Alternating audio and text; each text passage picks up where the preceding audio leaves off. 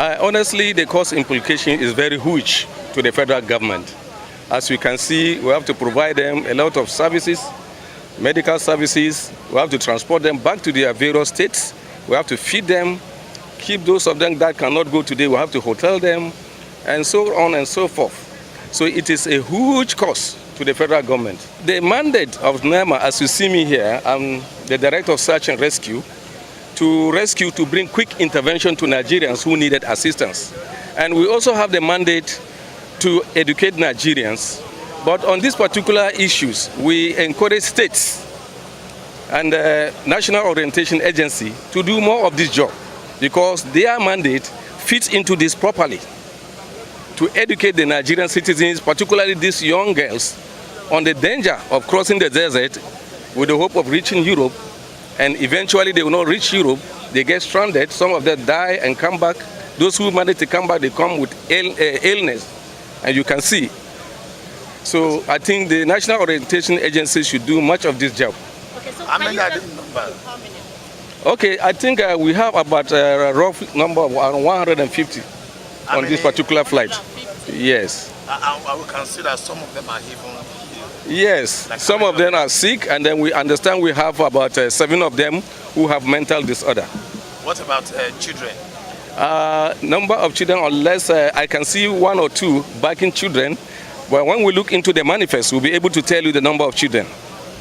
But I can see, yeah. Can you tell us about the voluntary migration? Do they have to go and campaign to Nigerians there to come home or something? Well, since I've not been there, and they say voluntary, that means the person might have submitted himself to the appropriate authority, telling the authority that we want to come back home, but we don't have the means. So can you help us? So that is a voluntary repatriation.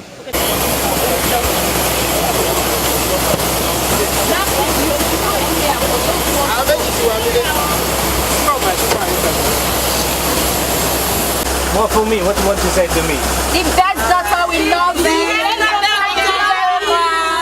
You love your Dr. Zakaria, right? Yeah! So please, the pregnant mother was left behind. Please take care of her very well. We will. Don't allow anything to happen to her. Let her die. If you find out, we're going to die now.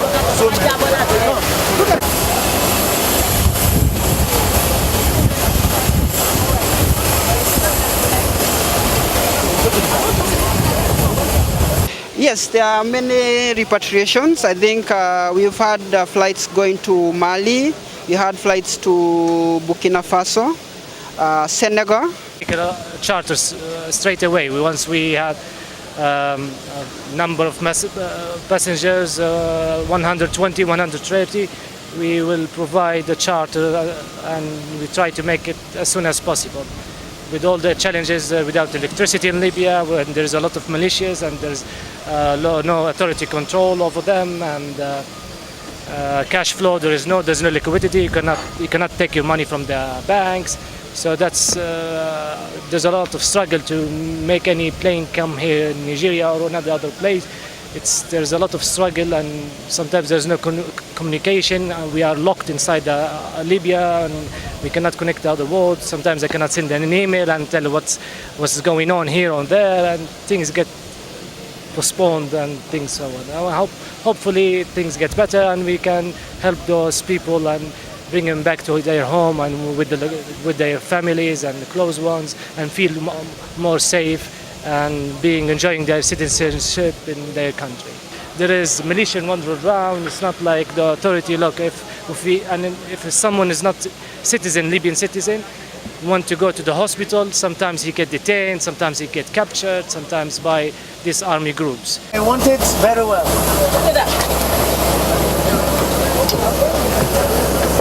Welcome home. Welcome home. You know what I did? Yeah. Okay, thank you.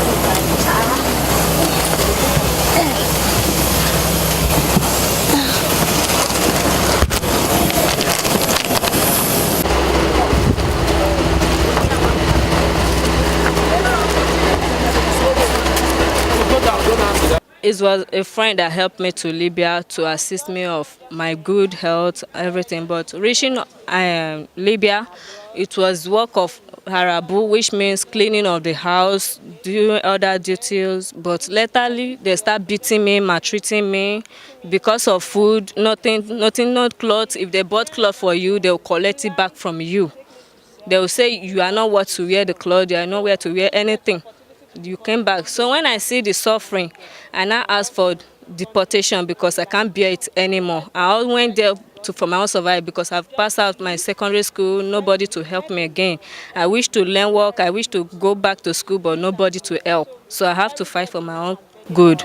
And what are other Nigerians doing there? I don't know. I can't say because many people will ask for children to come.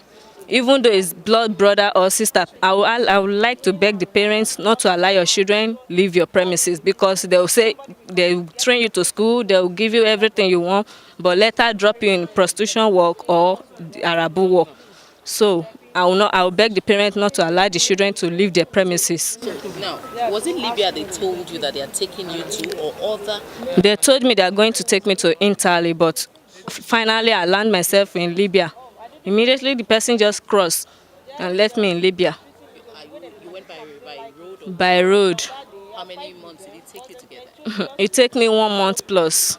How many months have you stayed in Libya? Making it 4 months plus now that I stay in Libya. So if you have any opportunity, would you go back there? No, I won't. So you are ready to stay in Nigeria? I'm ready to stay with my people, but the help of my governor, please, should provide job for us. I'm from Ondo.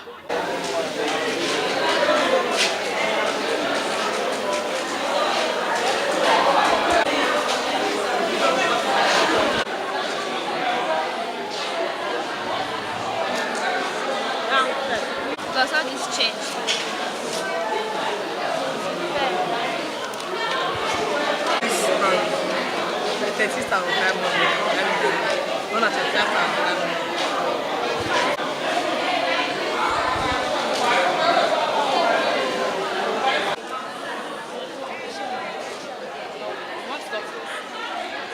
I'm hungry.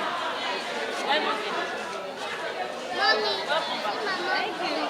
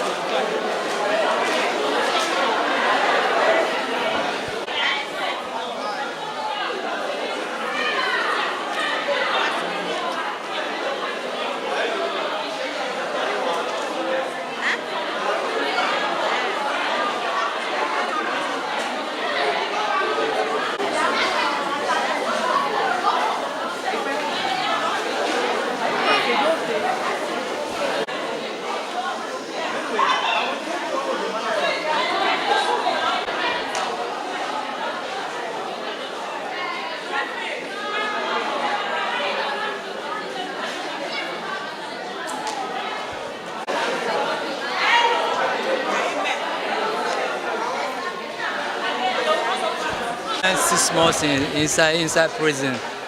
So many things happen. Many of us contact some sickness. Although thank God that the God can help us. So just like that, I'm not story day. I don't feel it just like that. Now the day when we entered Tripoli, now that day the carry us go inside prison direct. So they hunt black like as they hunt animal for Libya, just like that. I not really go Libya. Say I want to go Libya. So I want go.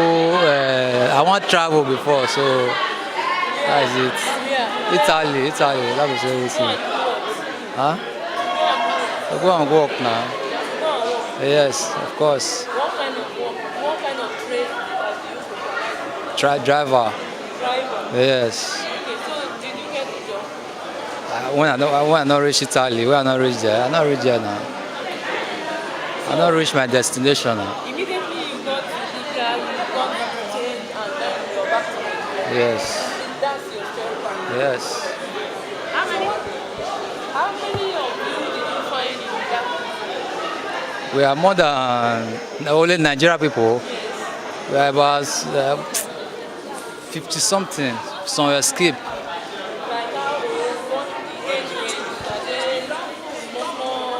At least from 18 now. Women is about, they are about 190 something or 100 something. I don't know. I don't know. I don't know. I don't know that. How did you get to Libya? From that side now. But who took you? I go there on my own. Oh, you went there? Yes. Okay, so tell us through your desert journey. It's very stressful now. Very, very stressful. We spend 1 week before we get to Sabah. Then we spend another 1 week again before we get to Tripoli. That's about 2 weeks plus. Just in the middle of desert. Inside desert. When we are just God. Okay, now that you are back, how will you tell the people who want to take up? No. I cannot advise anybody may go. Because the journey is very, not because they will advise person may go. Okay, what will you now do? What do you want to I'm a driver now, yes, I have my own boss. do? So you want to continue your life? Yes.